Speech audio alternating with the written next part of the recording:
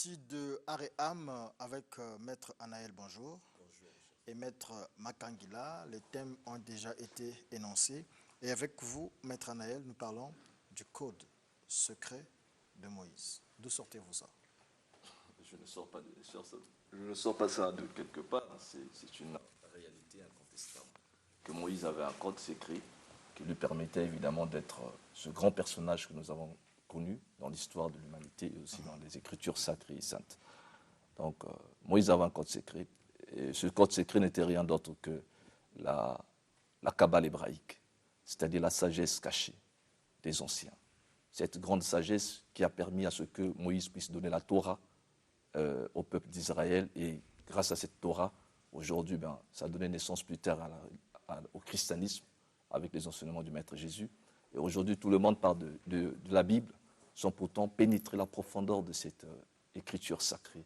Ils ont perdu la clé, en fait, de cette écriture sacrée. C'est pourquoi il y a beaucoup de confusions, beaucoup d'incompréhensions sur la notion de Dieu.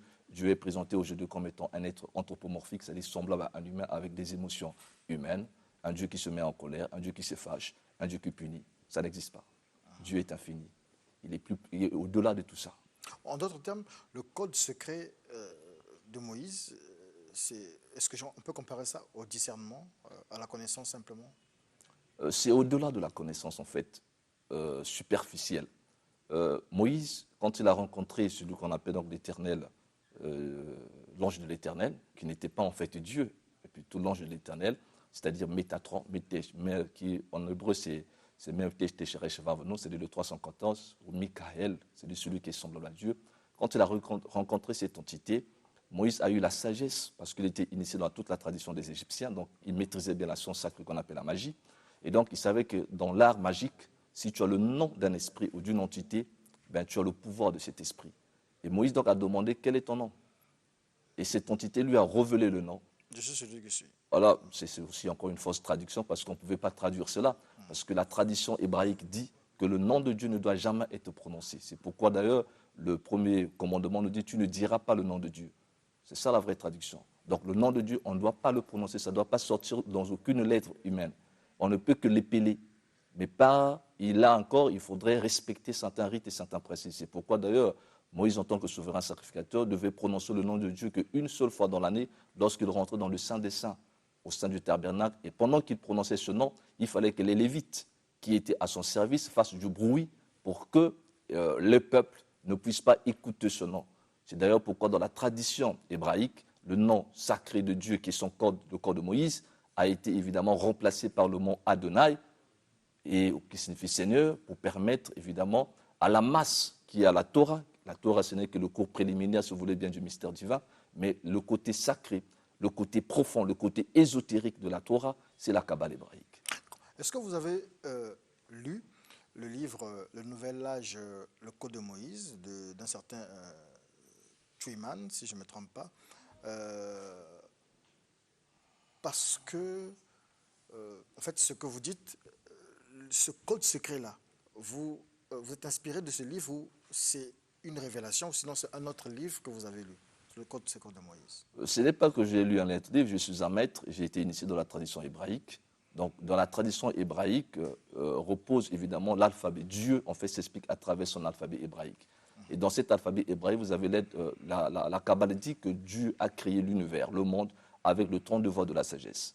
Dans le 32 voix de la sagesse, vous avez donc les 10 séphirotes, et aussi vous avez donc le 22 lettres de l'alphabet hébraïque. C'est d'ailleurs pourquoi on pouvait dire que Dieu est le commencement et la fin, c'est-à-dire qu'il est Aleph et Tav.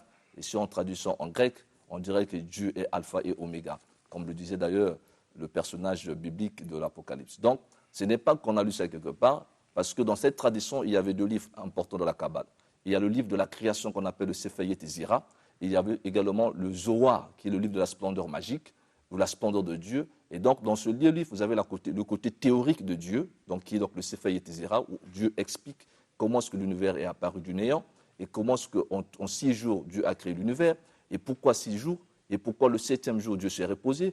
Là, vous allez voir l'importance des nombres, parce que dans chaque lettre hébraïque, il y a une valeur numérique. Et donc, voilà, dans cette valeur numérique, vous avez là le chiffre 3, qui est un chiffre tellement important pour le divin.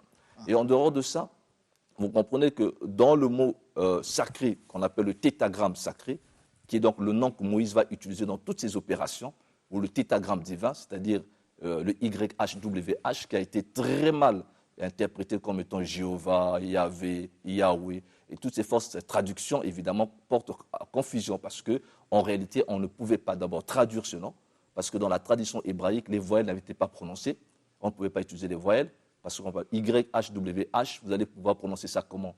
Donc ce nom est épelé, mais c'est épelé parce que quand vous prononcez ce nom, rien que ce nom, quand vous le prononcez ou quand vous l'épelez, ça met en mouvement ce 72 génies. D'accord.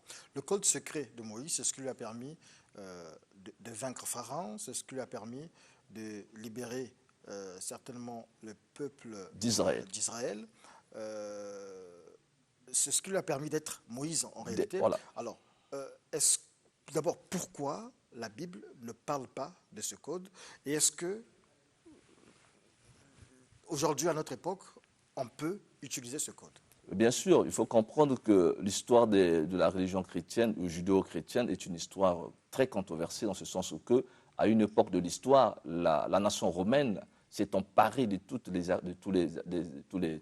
les livres hébraïques et ils ont falsifié un tout petit peu l'histoire de la religion judéo-chrétienne pour présenter une image du christianisme et de la religion cadrée par rapport à leurs ambitions politiques et économiques. Donc, en fait, on a tout enlevé ce qui était essentiel. Donc, l'essence même de la tradition hébraïque, de la Torah, a été retirée. Et donc, aujourd'hui, tous ceux qui prient Dieu, aujourd'hui, les gens prient Dieu, mais ils prient Dieu. C'est là pourquoi, d'ailleurs, ce vide a fait en sorte que la plupart de ceux qui prient sont obligés de remplacer Dieu par Jésus. Parce qu'ils trouvent que quiconque invoquera le nom de Dieu sera sauvé, mais quel nom? Mais en réalité, il y a un nom qui était là. Ils ont caché expressément. Voilà, il y a un nom qui est là, le nom sacré. Et nous, dans les traditions hébraïques et mystiques, dans la haute magie, si vous voulez bien, tous les grands pratiquants de la haute magie, dans l'histoire de l'humanité, les Eliphas Lévi, les Papus et bien d'autres, ont utilisé ces noms dans le silence et dans le secret. Et c'est pourquoi, d'ailleurs, on n'a jamais voulu mettre ce nom-là à la disposition de la masse et de la foule. Dans l'ordre maçonnique, par exemple, à partir du 13e degré de l'ordre maçonnique, donc vous avez l'arche royale, ce nom est révélé. Mais sauf que quand vous prononcez ce nom, vous ne pouvez pas le prononcer, c'est interdit. Même dans les rites, c'est interdit. Pourquoi on a remplacé ça par Hakem, c'est-à-dire le nom, ou Adonai. Et donc, mais on ne peut que l'utiliser quand tu es en plein rituel.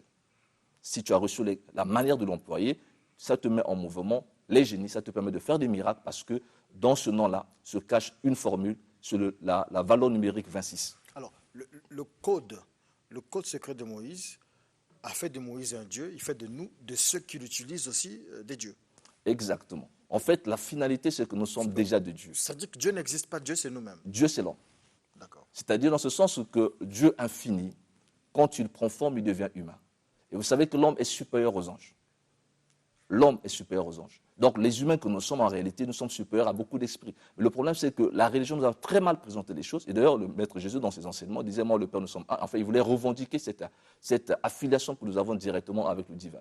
Dieu est infini. C'est pourquoi, dans le nom que j'ai dit dans le Code secret de Moïse, la valeur numérique, c'est 26. C'est 2 plus 6, ça vous donne 8. Et 8, c'est le symbole de l'infini. Donc Dieu étant infini, il n'a ni commencement ni fin, il ne peut pas être statique quelque part, assis sur un trône. Ça, c'est une image vraiment... Donc ce Dieu que nous voyons avec beaucoup de barbe blanche et tout ça... Oui, c'est juste une... Jésus à sa droite, je pense. Mais Dieu ne peut pas avoir une droite et une gauche, ça n'est pas possible. Dieu seul est néant. Donc le fauteuil là est vide, ou bien il n'y a pas de fauteuil aussi? Pardon? Son trône là, il est vide? Ben non, là, on a la manifestation de ce qu'on appelle la hiérarchie invisible et qui est dirigée par Melchisedec. Évidemment, c'est ça la manifestation de Dieu. Et cette hiérarchie, on a confondu ça avec la notion de Dieu parce que, évidemment, ça c'est un problème de traduction, d'interprétation, de falsification de l'histoire. Et c'est très dangereux parce que les notions de Dieu, il n'y a pas de hasard, il n'y a pas de l'à peu près. Voilà. Quand vous mettez en mouvement la puissance divine, vous devez être capable également d'expérimenter. J'ai écouté un homme de Dieu qui a parlé tout à l'heure, les magiciens, les occultistes. Mais c'est grave. C'est grave. Parce que personne ne peut prétendre avoir le monopole de la vérité. Qu'est-ce qui rassure qu'ils sont dans la vérité? Il vous faut faire des face-à-face aussi. Si je suis prêt pour les face-à-face s'il en faut, mais je crois que chacun de nous est libre de pouvoir exprimer sa croyance à sa manière, parce que moi, j'ai cultivé ce qu'on appelle la tolérance. Je suis très tolérant, je respecte les gens dans leurs croyances, mais ce qui est vrai, cela ne nous empêche pas de pouvoir retracer les choses et faire comprendre aux gens que Moïse avait un secret, ce que s'appelait la sagesse cachée des Hébreux. Et cette sagesse cachée des Hébreux avait directement en harmonie avec la tradition égyptienne. Et donc, il ne faut pas aussi oublier que Moïse était avec une femme noire. Et c'est d'ailleurs pourquoi, même quand on prenait le mot noir dans l'hébreu, ça a la même connotation avec le mot Dieu. Ça veut dire Dieu est dans le noir. Et c'est pourquoi dans les Égyptiens d'ailleurs disaient que Osiris est un dieu noir. Et dans la tradition kabbalistique, le Dieu est dans le noir. Parce qu'avant la manifestation de Keter, qui est la lumière, il y avait d'abord Aïn. Et Aïn sauf Aou, ça veut dire la lumière sans fin ou l'obscurité sans fin. Et cette obscurité sans fin, ça veut dire que Dieu est d'abord dans le noir avant d'être lumière. Ce qui signifie que dans la notion de Dieu, c'est une notion tellement complexe que les sens humains ne peuvent pas saisir cette notion. Vous m'avez dit tout à l'heure, c'est la dernière question, que le nom, c'est mal dit. Celui qui suit, c'est quoi le nom? Je ne vais pas me permettre de prononcer ce nom, mais je vais quand même l'épeler, si vous me le permettez, béni soit son nom glorieux. Ça s'appelle Iod, He, Vav, He. Quand Maître Waka cite ce nom que vous citez, il fait sans problème. Non, mais on peut le faire sans problème. Le problème, ce n'est pas de l'épeler, le problème, c'est de comprendre le code qui est caché à l'intérieur. Parce que quand je dis Iod, He, Vav, He, j'ai un code. Le code en soi-même, c'est que ça met en mouvement les esprits des 4 éléments. C'est-à-dire l'air, la terre, l'eau et le feu, c'est en rapport. Mais il va encore s'ajouter quelque chose qu'on ne peut pas. Les pasteurs n'ont pas ce code, comment ils font des miracles comme Moïse? Pardon? Les pasteurs n'ont pas ce code, mais ils font Écoutez, des miracles. moi j'ai reçu beaucoup de pasteurs chez moi, que j'ai encadrés, que j'ai transmis des secrets. Il ne peut pas le dire à la télévision. À la RDC, je reçois presque tous les jours. Merci beaucoup. Vos contacts, Maître Anaël. Donc je réponds au 06 692 28 48.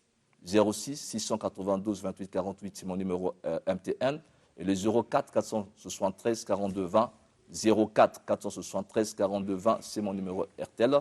Pour tous ceux qui veulent rentrer en contact avec Maître Anaël, nous avons une école spirituelle qu'on appelle l'OGVS, hors du groupe des Veilleurs Silencieux, dans lesquels chacun pourrait apprendre la profondeur de la haute spiritualité, la tradition hébraïque, la tradition égyptienne, la tradition rose-croix, la tradition maçonnique, la tradition martinisme, l'ordre du Templier et toutes ces traditions. Y compris le code de Moïse. Voilà, et le code de Moïse pour faire des miracles.